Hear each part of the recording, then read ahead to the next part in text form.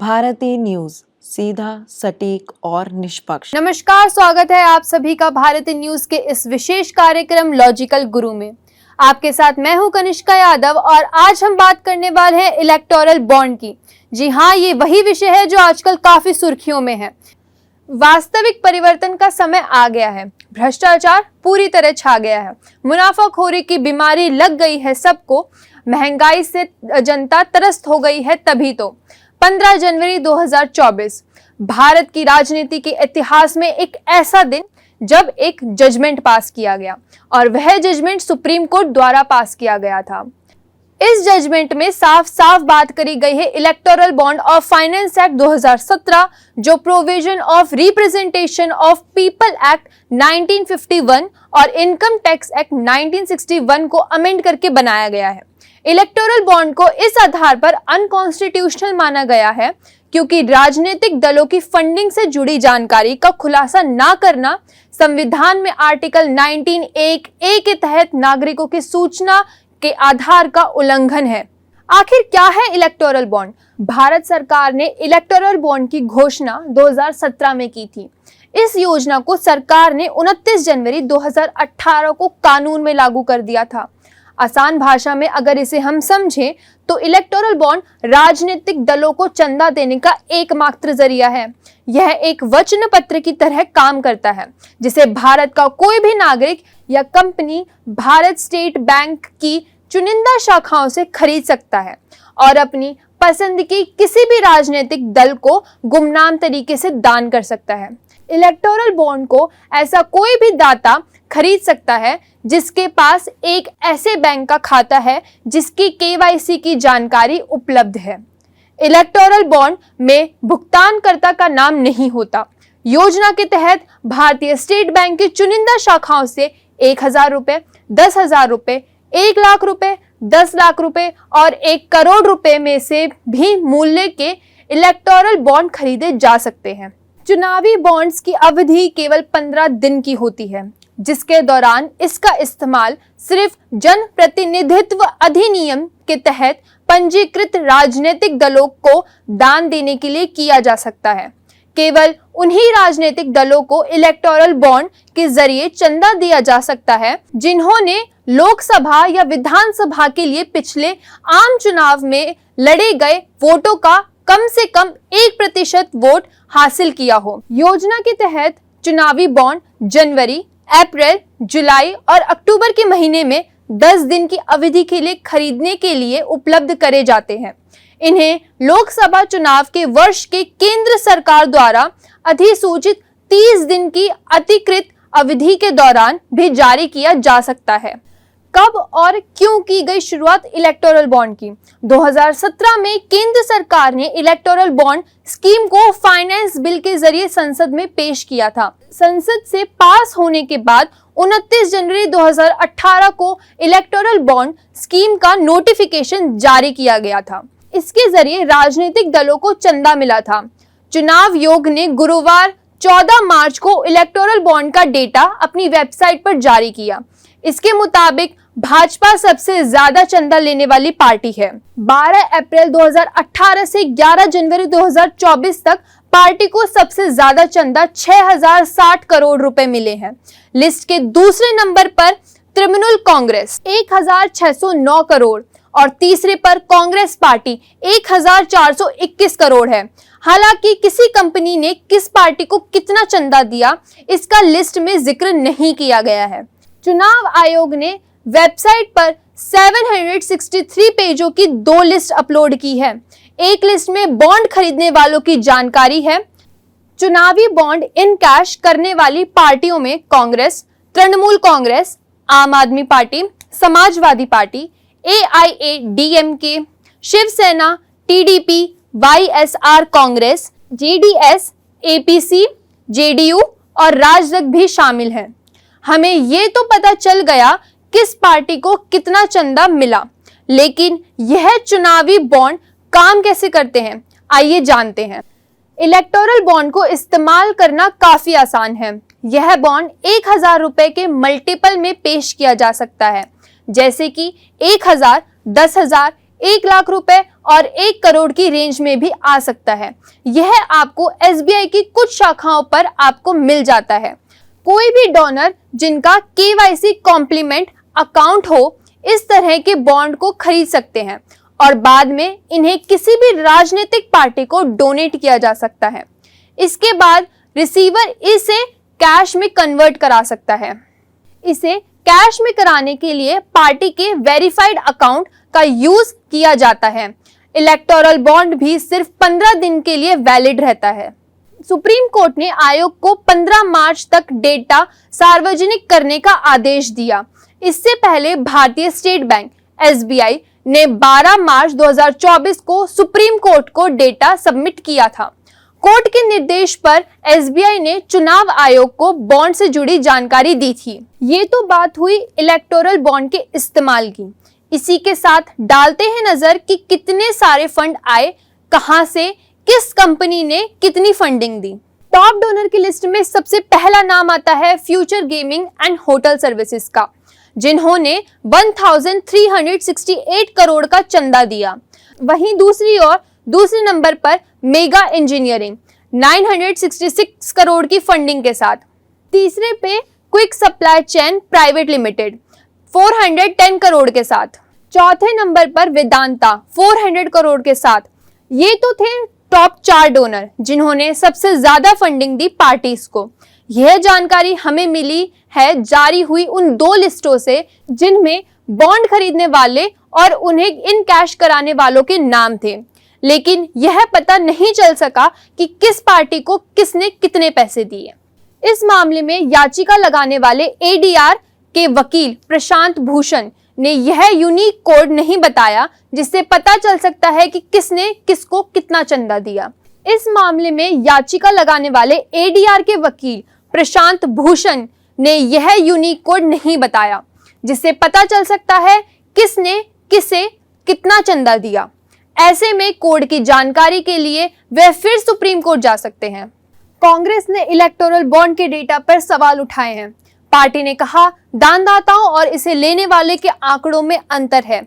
दानदाताओं में 18,871 की एंट्री है, जबकि लेने वालों में 20,421 की एंट्री है। पार्टी ने यह भी पूछा है कि योजना 2017 में शुरू हुई थी, तो इसमें अप्रैल 2019 से ही डेटा क्यों है। आयोग का कहना है कि उसे यह जानकारी SBI से मिली है। 2019 से 2024 के बीच 1334 कंपनियों लोगों ने कुल 16,518 करोड़ रुपए के बॉन्ड खरीदे। देश में जितना भी पंजीकृत राजनीतिक दल हैं, उन्हें यह बॉन्ड मिलता है, लेकिन इसके लिए शर्त यही एक है कि उस पार्टी को पिछले आम चुनावों में कम से कम 1% या उससे ज्यादा वोट मिले हों। ऐसे ही पंजीकृत पार्टी इलेक्टोरल बॉन्ड के जरिए चंदा पाने का हकदार होगी। सरकार के मुताबिक इलेक्टोरल बॉन्ड के जरिए ब्लैक मनी पर अंकुश लगेगा और चुनाव में चंदा के तौर पर दिए जाने वाली रकम का हिसाब किताब रखा जा सकेगा। इससे चुनावी फंडिंग में सुधार होगा। केंद्र सरकार ने अपनी जवाबी हलफनामे में कहा कि चुनावी बॉन्ड योजना पारदर्शित है। भाजपा को 1-1 करोड़ कीमत वाले 5,854 बॉन्ड्स मिले। SBI को चेयरमैन दिनेश कुमार ने बुधवार 13 मार्च को सुप्रीम कोर्ट में एफिडेविट फाइल की थी। उन्होंने इसमें कहा, हमने ESI को पेन ड्राइव में 2 फाइल दी हैं। एक फाइल बॉन्ड खरीदने वालों का डेटा लिस्ट रखती है, इसमें बॉन्ड खरीदने की तारीख और रकम का जिक्र है। दूसरी फाइल में बॉन्ड इन कैश करने वालों की राजनीतिक दलों की जानकारी है। लिफाफे में 2 PDF फाइल भी हैं। यह PDF फाइल पेन ड्राइव में भी रखी गई हैं। इन्हें खोलने के लिए जो पासवर्ड है वो भी लिफाफे में ही दिया गया है। एफिडेविट के अनुसार सुप्रीम कोर्ट को दिया गया डेटा 12 अप्रैल 2019 से 15 फरवरी 2024 के बीच खरीदे और इन कैश कराए गए बॉन्ड का है। SBI के मुताबिक 1 अप्रैल से 11 अप्रैल 2019 तक 3,346 चुनावी बॉन्ड खरीदे गए थे। इनमें 1,600 9 इन कैश कराए गए। 1 अप्रैल 2019 से 15 फरवरी 2024 के बीच कुल 22,000, 12 अप्रैल 2019 से 15 फरवरी 2024 तक कुल खरीदे गए चुनावी बॉन्ड की संख्या 18,871 थी। इनमें 20,421 बॉन्ड इन कैश कराए गए। सुप्रीम कोर्ट ने 11 मार्च को एसबीआई को डेडलाइन दी थी। करीब 40 मिनट की सुनवाई के बाद सुप्रीम कोर्ट की 5 जजों की संविधान पीठ ने फैसला सुनाते हुए कहा, एसबीआई 12 मार्च तक सारी जानकारी का खुलासा करे। इलेक्शन कमीशन सारी जानकारी को इकट्ठा कर 15 मार्च शाम 5 बजे तक इस वेबसाइट पर पब्लिश करे। सबसे ज्यादा चंदा देने वाले सैंटियागो मार्टिन का बेटा, भाजपा का सदस्य, सबसे बड़ा चुनावी चंदा future gaming and hotel services ने दिया है। कंपनी सिक्किम, नागालैंड और पश्चिम बंगाल समेत पूरे देश में लॉटरी के टिकट बेचती है। इससे लॉटरी किंग मार्टिन सैंटियागो चलाते हैं।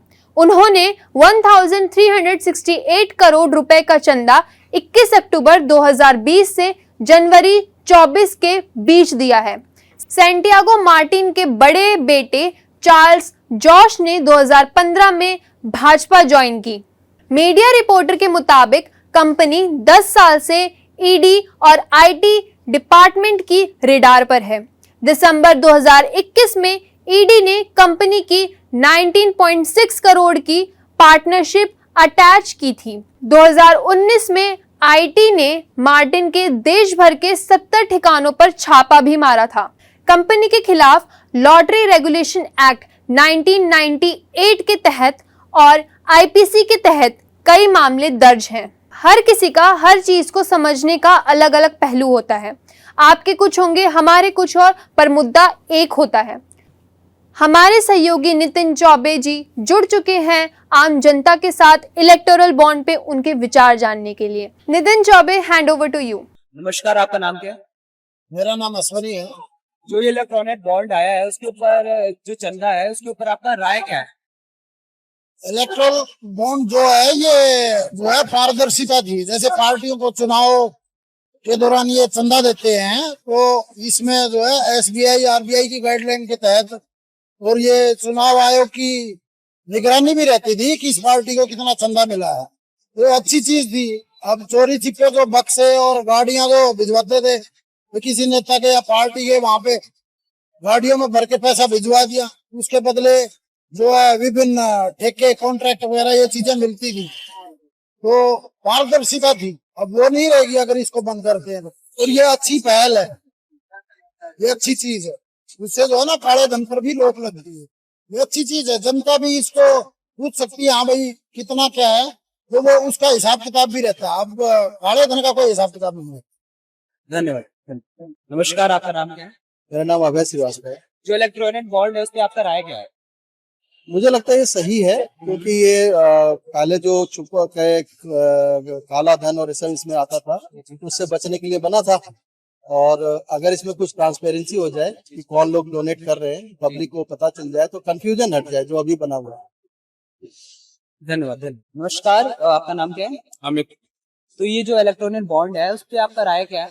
बेसिकली एज पर रिपोर्ट्स जैसा लगता है कि जैसे कि बॉन्ड्स की जो रिक्वायरमेंट है वो कहाँ से आ रही है और जा कितना रहा है, तो ये इसमें थोड़ा सा लग रहा है कि बेस बैंक के साइड से क्लैरिफिकेशन कम है।